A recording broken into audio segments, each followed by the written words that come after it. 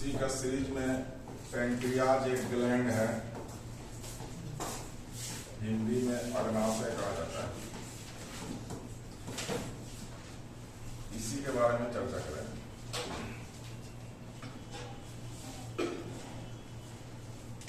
तो हेडिंग डाल दीजिए अग्नाशय, पैंक्रियाज। लीवर जो है सबसे बड़ा ग्रंथि शरीर का है, largest gland of the body, और पैंक्रियाज जो है second largest gland of the body. Liver is the largest gland of the body, pancreas is second largest. शरीर की दूसरी बड़ी ग्रंथि, पहला पढ़ लीजिए, शरीर की दूसरी बड़ी ग्रंथि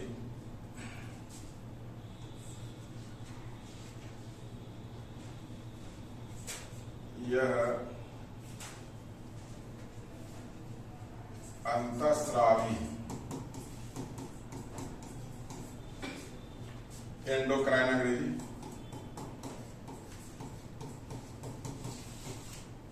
और बाह्यस्रावी एक्सोक्राइन, दोनों प्रकार की ग्रंथि है।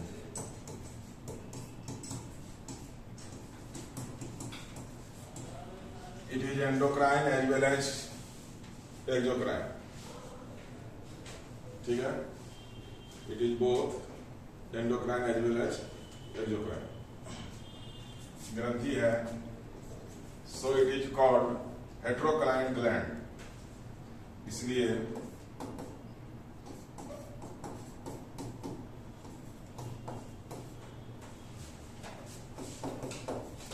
हेटेरोक्राइन या मिश्रित ग्रंथि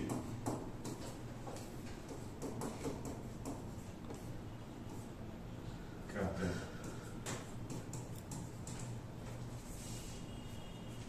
pancreas is both endocrine as well as exocrine, so it is called heterocrine gland. Question पूछा है which of the following is हेटेरोक्राइन,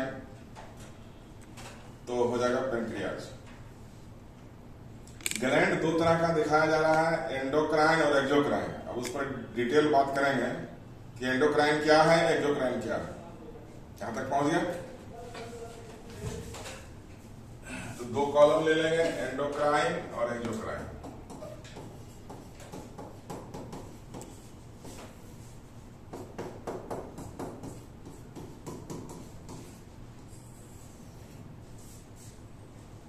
अंतःस्रावी और बाह्यस्रावी।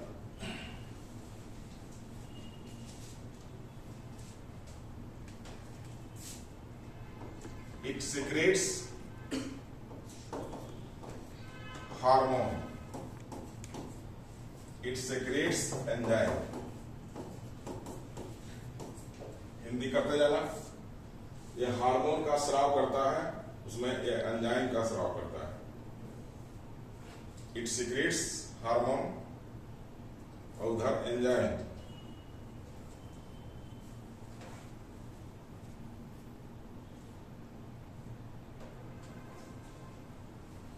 तो हार्मोन जब भी निकलेगा तो कहां से निकलेगा?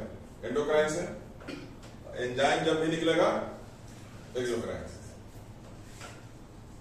दूसरा अंतर है, इट इज डक्टलेस ग्लैंड, नलिका विहीन ग्रंथि है। डक्टलेस ग्लैंड, और यह है डक्टेड ग्लैंड, नलिका युक्त ग्रंथि है।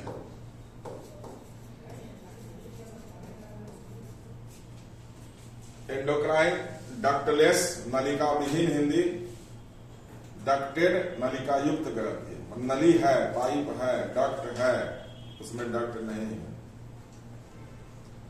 तो डक्ट नहीं है, उस ग्लैंड से कुछ निकलेगा तो सीधे ब्लड में निकल जाएगा। डक्ट है तो किसी पार्टिकुलर ऑर्गन में जाके गिरेगा, बात समझ गया ना? डक्ट है का मतलब किसी जगह गिरेगा पार्टिकुलर ऑर्गन में। डक्ट नहीं है, उससे जो निकलेगा हार्मोन वो ब्लड में गिर जाएगा। तो उससे निकलने वाला पदार्थ जो एंडोक्राइन है वो ब्लड में गिरेगा, डायरेक्टली इनटू ब्लड। इसमें स्पेसिफिक ऑर्गन में गिरेगा। तो अगला पॉइंट बना लें, द सिक्रेशन ऑफ एंडोक्राइन, हम हिंदी कर देते हैं, पहले एक अंग्रेजी लिख लो। The secretion of endocrine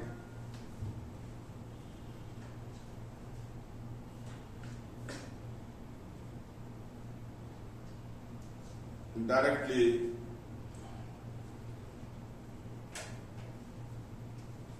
comes to blood, comes, so it affect the whole body। Hindi में लिखो, अंतःस्रावी से निकलने वाला पदार्थ सीधे रक्त में गिरता है,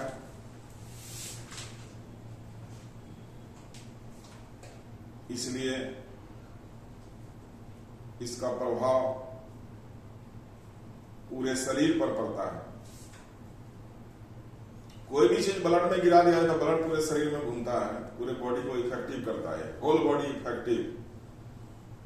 लेकिन एंजाइम पार्टिकुलर जगह पर गिरता है, डक्टेड है। अब इसमें क्या लिखेंगे उल्टा में, एंडोक्राइन में the secretion of endocrine comes in particular organ, so its effect is localized। तो लोकलाइज को अंडरलाइन कर दो, उधर होल बॉडी को अंडरलाइन कर दो। एक लोकल प्रभाव देगा, एक होल बॉडी प्रभाव देगा। हिंदी में कर लो, बाह्यस्रावी से निकलने वाला पदार्थ किसी खास अंग में गिरता है। बाह्यस्रावी से निकलने वाला पदार्थ किसी खास अंग में गिरता है, इसलिए इसका प्रभाव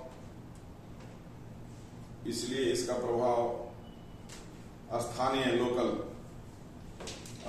होता है। वो होल बॉडी इफेक्टिव है, ये लोकल इफेक्टिव है, पार्टिकुलर ऑर्गन में। तो एंडोक्राइन कोई भी चीज निकल रहा है पाइप के द्वारा, कि मान लो सैलिवरी ग्लैंड पाइप लगा हुआ है, लेक्राइमल ग्लैंड आंख से आंसू निकल रहा है, उसी जगह पर निकलेगा, दूसरे जगह पर वो नहीं जा सकता, इसलिए ब्लड में नहीं गिर रहा है। स्वेट ग्लैंड, पसीना निकल रहा है तो वहां पर ग्लैंड है तो वही निकल जाता है, समझ गया ना।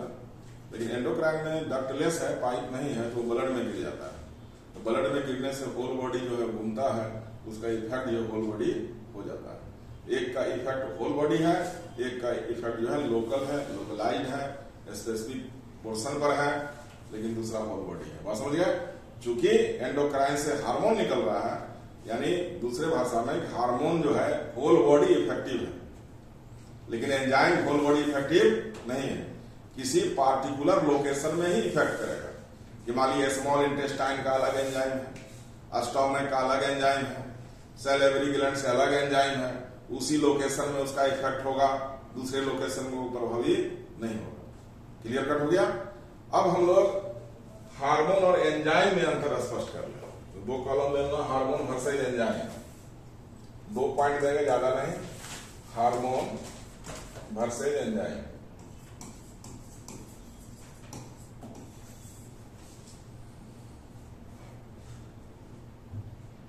तो पहला तो हम लोग क्लियर कट हो गया कि हार्मोन कहां से निकल रहा है और एंजाइम कहां से निकल रहा है। तो एक पॉइंट तो वहीं बन गया, ये एंडोक्राइन से निकलता है, ये एंडोक्राइन से निकलता है, लिखने की जरूरत नहीं। अब एक चीज लिखेंगे कि इसका इफेक्ट जो है होल बॉडी है, तो लिखो हिंदी में इसका प्रभाव पूरे शरीर पर, अंग्रेजी में शॉर्ट डाल दो होल बॉडी इफेक्टिव,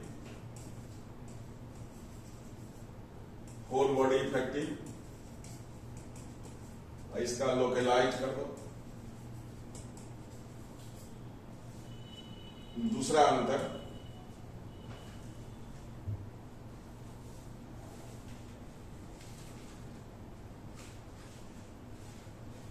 हार्मोन बनता कैसे है? तो प्रोटीन का ही बना हो सकता है, कोलेस्ट्रॉल का भी हो सकता है, स्टेरॉइड का भी हो सकता है, पॉलीपेप्टाइड भी हो सकता है, इतने तरह का हार्मोन हो सकता है। लेकिन एंजाइम जब भी बनेगा केवल प्रोटीन से ही बनेगा। ऑल एंजाइम्स आर प्रोटीन, पुराना स्टेटमेंट है। तो यहां हिंदी में लिख लेना कि इसका निर्माण मेड फ्रॉम, हार्मोन किस किस चीज से बनता है उसको एक बार रिपीट कर दीजिए। यहां लिखाइए रहे लिखो, इसका निर्माण अंग्रेजी कर दो मेड फ्रॉम, इसका निर्माण प्रोटीन, लिखते जाओ, cholesterol, CHO, cholesterol, comma steroid, STEROID, steroid, polypeptide, ETC लगा दो, से होता है हिंदी में। अंग्रेजी में छोड़ दो, उतना ही काम चल जाएगा। ठीक है, रिपीट करेंगे। फिर एंजाइम में लिख लीजिए कि all enzymes are protein. Hindi में सभी एंजाइम प्रोटीन के बने होते हैं। इसको काफी जोर देना, अंडरलाइन करना, कई बार रिपीटेड है ये। All enzymes are protein but all protein are not enzyme. Enzyme जब भी होगा तो एकमात्र होगा प्रोटीन का, दूसरा ऑप्शन नहीं है उसके पास। लेकिन हार्मोन में ऑप्शन है। अब क्या क्या ऑप्शन है देखो। पहला क्या है हार्मोन का? प्रोटीन। दूसरा ऑप्शन, तीसरा, चौथा, बात समझ गए? अब स्टेरॉइड को हम डिटेल करेंगे। एक कोलेस्ट्रॉल का ही प्रकार है स्टेरॉइड। तो नीचे नोट करके लिख लेना, काम हो गया तो पूरा दो ही अंतर हम दिखाएंगे। नोट करके लिखना कि स्टेरॉइड से सेक्स हार्मोन का निर्माण होता है। Sex hormone made from steroid, made by steroid. Sex hormone का निर्माण होता है। तो दो सेक्स हार्मोन हमारे पास है, एक मेल के लिए है, एक फीमेल के लिए। तो मेल सेक्स हार्मोन का नाम है टेस्टोस्टेरोन, इसी तरह से नोट करते जाओ। और फीमेल सेक्स हार्मोन दो है, एक है प्रोगेस्टेरॉन और दूसरा है ओएस्ट्रोजन। यहां पर एक क्वेश्चन इसलिए पढ़ रहा है, मेल सेक्स हार्मोन का नाम लिखो टेस्टोस्टेरोन,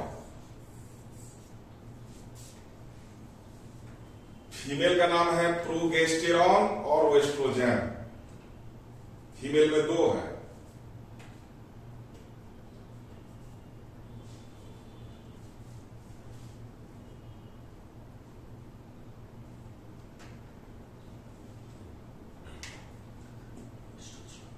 क्लियर है यहां तक?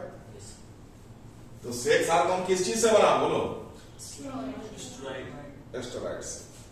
अब मेल वाला जो हार्मोन है टेस्टोस्टेरोन, इसका काम है मेलनेस को डेवलप करना, पुरुष का जो लक्षण है। और इस दोनों का काम है फीमेलनेस।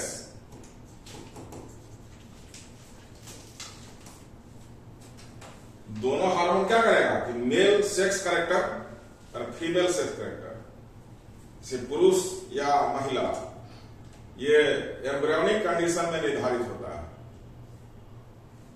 कि जब एम्ब्रियो 3 महीना का है तो क्लियर कट नहीं होगा कि पुरुष है कि महिला है, जब तक उसका लिंग नहीं बनता है। 3 महीना के बाद लिंग बनता है, तब अल्ट्रासाउंड होगा तो मेल फीमेल बताएगा, 4 महीना लग जाएगा। उसके पहले हम देख के नहीं कह सकते कि मेल है या फीमेल है। तो एक्चुअली होता क्या है कि 3 माह के बाद ये हार्मोन रिलीज होने लगता है। जो फीमेल बनेगा उसके लिए ये हार्मोन निकलेगा, जो मेल बनेगा उसके लिए ये हार्मोन निकलेगा, और धीरे धीरे वो ले जाता है उस दिशा में। अंत वही है, किडनी लीवर सब देखिए है ना, अपीयरेंस जो है अंतर होगा और रिप्रोडक्टिव ऑर्गन में अंतर होगा। तो वैज्ञानिक एक एक्सपेरिमेंट किया, नवजात शिशु इन्फेंट, जो मेल इन्फेंट है उसको फीमेल सेक्स हार्मोन इन्फेंट को जीरो जब पैदा लिया वहां से लेके 20 साल तक उसको हार्मोनल ट्रीटमेंट किया। मेल को दिया फीमेल का इंजेक्शन और फीमेल को दिया मेल का इंजेक्शन। 20 साल आते आते दोनों का लिंक चेंज हो गया। मेल में फीमेलनेस कैरेक्टर आ गया और फीमेल में मेलनेस कैरेक्टर आ गया। एक वही फीमेल है जो मेलनेस कैरेक्टर है, एकदम मेल है देखने में, वो ओलंपिक का चैंपियन भी है, नाम हम भूल रहे हैं, वो चेंज हुआ है हार्मोन के द्वारा। इस बार जो हुआ था उसमें ना। हाँ, तो अब ये एक स्टडी आया कि हार्मोन जो हमारे शरीर के ग्रोथ एंड डेवलपमेंट को कंट्रोल करता है। मान लीजिए किसी में कम निकला तो मेलनेस कम हो जाएगा, समझ गए? तो टेस्टोस्टेरोन मेल का बात हम कर रहे हैं। दाढ़ी मूछ भारी आवाज, चौड़ा कंधा, पेक्टोरल गर्डिल याद रखना, अधिक ताकत, मोर स्टेमिना देन फीमेल। तो मेल का स्टेमिना मोर है ताकत में देन फीमेल। ये इवोल्यूशन में हुआ है। जब मनुष्य प्रजाति आया होमोसेपियंस तो मेल और फीमेल का काम बढ़ गया। मेल शिकार करने चला गया जंगल में, हंटर एंड गैदरर सोसाइटी सबसे पहले डेवलप हुआ, शिकारी और सामूहिक जीवन। हम लोग का पूर्वज जो है एप है, कपी, वृक्षवासी थे हम लोग। अब एक ज्योग्राफिकल चेंजिंग आता है तो वृक्ष कम हो गया तो वो कपी एप जो है वो मैदान में आ गया।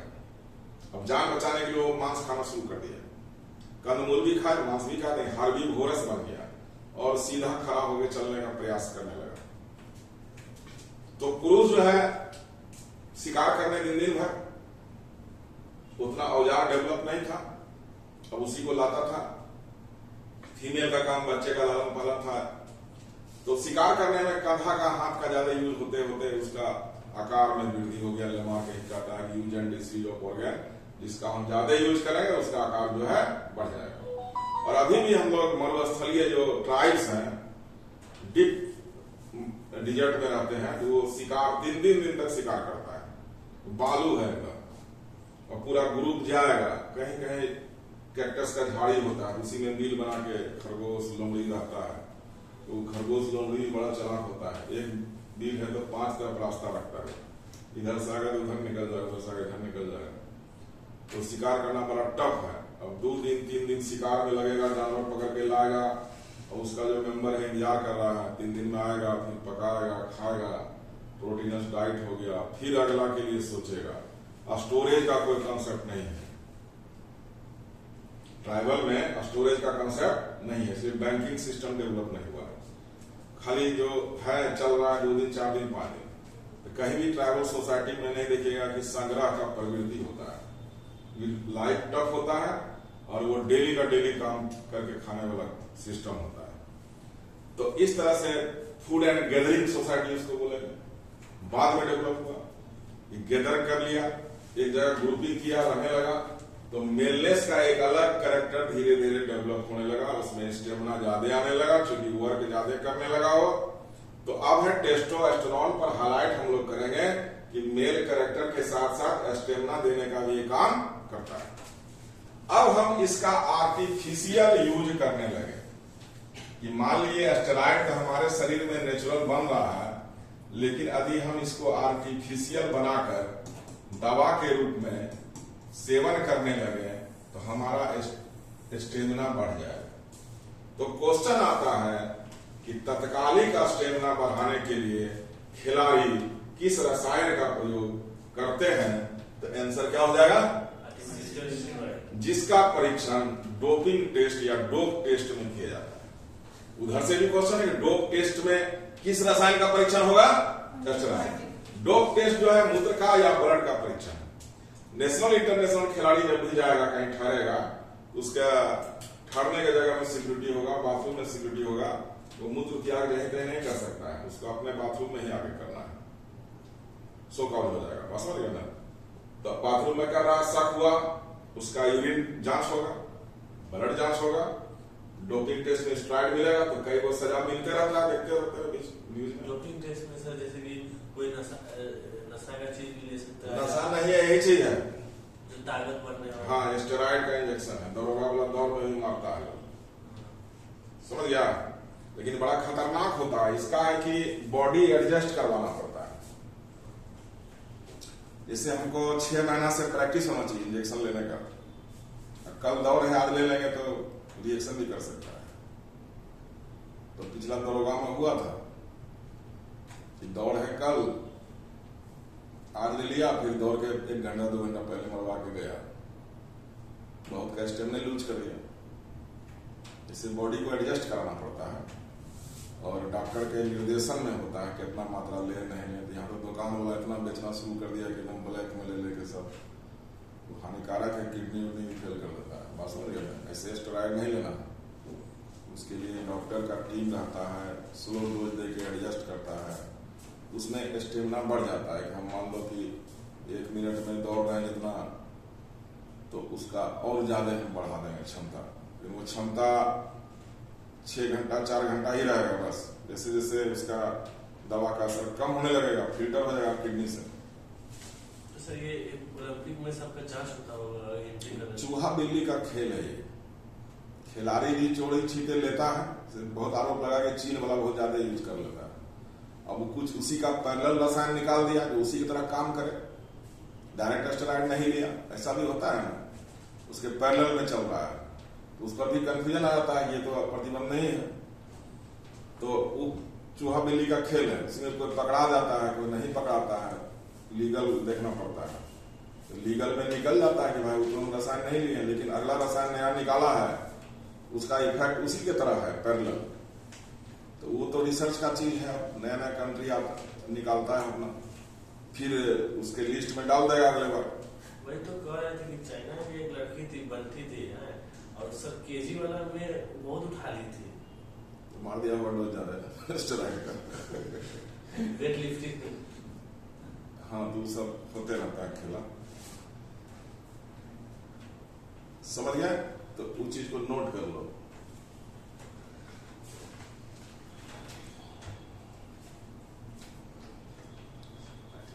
To increase the strength energy by athletes,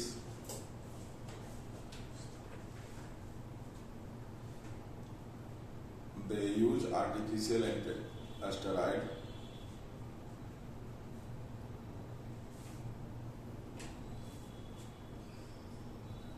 for increasing the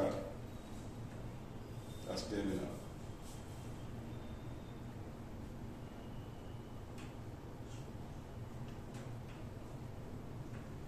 Which is checked by doping test. खिलाड़ी हिंदी में तत्कालिक स्टेमिना बढ़ाने के लिए कृत्रिम स्टेरॉइड का प्रयोग करते हैं, जिसका परीक्षण डोपिंग टेस्ट के द्वारा होता है।